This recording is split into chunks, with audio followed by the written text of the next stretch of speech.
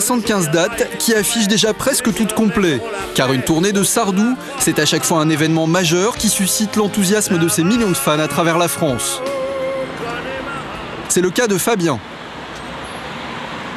Cet ingénieur de 38 ans a découvert Michel Sardou alors qu'il n'était encore qu'un jeune garçon de 10 ans.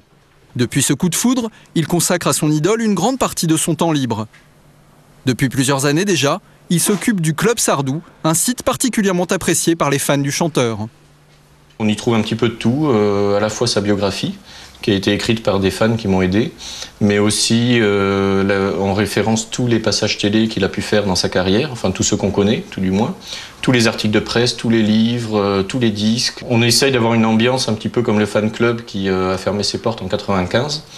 Et donc on essaye un petit peu de reproduire cette ambiance de fan club où les fans se réunissent et peuvent échanger entre eux soit des documents, soit des points de vue sur le chanteur. Il faut dire que Michel Sardou n'est pas un chanteur comme les autres. Il est sans conteste l'un des artistes français vivants les plus populaires. Un immense succès qui dure encore aujourd'hui. Le secret de sa longévité, il plaît à toutes les générations. Là je suis en contact avec des fans, alors la plus jeune a 13 ans, elle m'écrit plutôt par mail pour demander des informations. La plus âgée doit avoir entre 65 et 70 ans. On trouve des hommes, on trouve des femmes de tous les âges, de tous les bords politiques aussi. Il n'y a pas un profil type du tout. Il y a des gens qui sont très collectionneurs, il y a des gens qui viennent pour s'intéresser à l'actualité. Et l'actualité, c'est justement cette tournée. Un événement que les fans attendent avec enthousiasme. Tous les fans étaient sur le pied de guerre quand les places seraient mises en vente. Elles ont été mises en vente, je crois que c'était en mars 2010, pour une tournée qui démarre là, janvier 2011. Et oui, j'ai déjà mes places. En fait, on se réunit avec des fans en Belgique.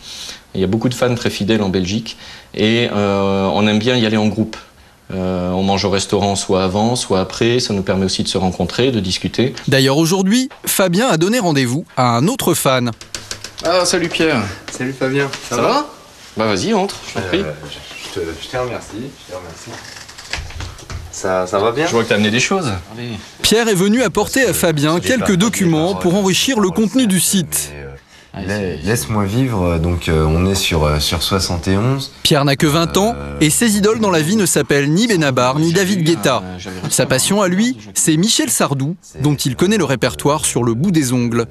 Je suis fan de Sardou, je n'ai pas honte de le dire. Je me réfère toujours à la maladie d'amour de Sardou, où à un moment il dit dans le cœur des enfants de 7 à 77 ans. Donc je me sens pas seul. Je ne pense pas être le seul jeune de 20 ans à être fan de Sardou. L'histoire d'amour qui unit Michel Sardou avec ses fans a commencé il y a déjà 40 ans grâce à cette chanson. Ne commence pas par la même photo.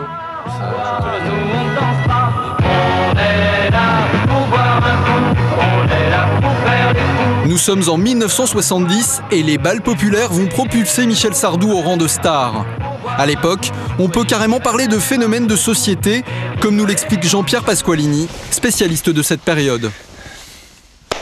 Il a été un des plus gros vendeurs de disques très longtemps, même devant Johnny Hallyday. Dans les années 70, il vendait plus d'albums que Johnny Hallyday. C'était un énorme vendeur d'albums, alors que la plupart des chanteurs vendaient du 45 tours. Quand j'étais petit garçon, je repassais mes leçons en chantant. Album, 45 tours.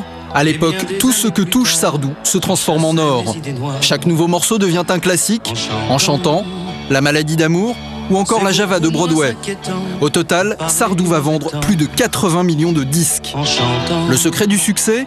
Des mélodies imparables, une voix inimitable et des textes qui ne laissent personne indifférent. En chanson. Il parle du mariage des prêtres dans Le Curé. Il ose dire, voilà, moi je suis le curé, j'ai envie d'une femme. Donc fallait oser en 72, 73. En même temps, il dit le rire du sergent, la folle du régiment. Il parle des folles dans l'armée. On est en 71. Fallait oser parler des folles en 71. C'était avant tout un provocateur. C'est d'ailleurs quelqu'un qui voulait un peu titiller et peut-être qu'il a forcé un peu les Français à se poser des questions sur les curés, sur l'homosexualité, alors que personne n'en parlait à l'époque. À tes côtés. Sardou ose parler de tout et n'a pas peur d'aborder des sujets délicats. Une méthode qui va finir par se retourner contre lui. En l'espace de quelques années, plusieurs chansons vont être l'objet de polémiques. Les villes de solitude, le France, le temps des colonies et surtout cette chanson. J'aurais ta tête en haut d'un mât. Tu as tué l'enfant d'un amour. Je veux ta mort. Je suis pour. Avec Je suis pour, chanson considérée à l'époque comme une apologie en faveur de la peine de mort, Sardou déclenche un scandale sans précédent dans la carrière d'un chanteur. Regardez ce document qui date de 1977. On peut y voir une manifestation anti-Sardou en Belgique.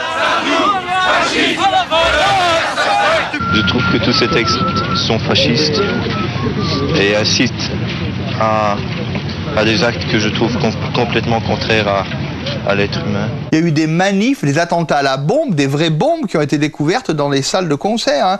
La fin des années 70, ça a été super violent. D'ailleurs, il a tout calmé d'un coup. Il s'est dit, ça va trop loin maintenant. Ok, au début, je provoquais, il y avait une réaction, il aimait bien jouer avec la réaction du public, des gens. Et puis au bout d'un moment, c'est monté tellement haut, il a tellement risqué sa vie, parce qu'il y avait des gens vraiment très très violents. Il s'est dit, je remballe. Sardou va porter cette histoire comme un fardeau pendant des années. D'ailleurs, 25 ans plus tard, lors d'un Fréquence Star avec Laurent Boyer, il doit encore et encore se justifier. Quelque chose en moi, de très profond en moi, me disait, mais attendez, je m'en fous, il y a la justice d'un côté, et puis il y a moi de l'autre. Moi, vous touchez mon enfant, vous tuez mon enfant, je tue le mec qui a fait ça, et après la justice s'occupe de moi, d'accord? Là, je me rends.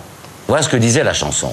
Alors de là, après, est parti, bien entendu, il suffit qu'on déforme une phrase, on retire que cette phrase ou que ce titre, et d'un seul coup, ça devient ce salaud de fasciste, regarde-le, ce nazi, etc. Une vision caricaturale de Michel Sardou qui a tendance encore aujourd'hui à perdurer dans l'inconscient collectif. Pourtant, si l'on en croit ceux qui l'ont rencontré, le vrai Sardou n'a pas grand-chose à voir avec cette image d'un homme froid et désagréable.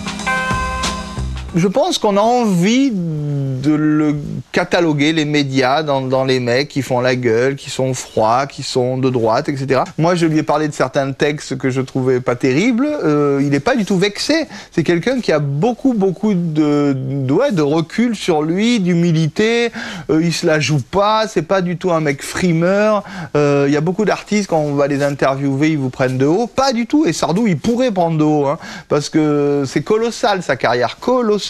Et pourtant, c'est un mec super humble, super drôle. Michel Sardou, drôle, humble et sympathique. Certains en sont convaincus, d'autres continueront à en douter. Mais au fond, cette ambiguïté a sans doute aussi contribué à construire sa légende et à faire de Michel Sardou un chanteur qui ne ressemble à aucun autre.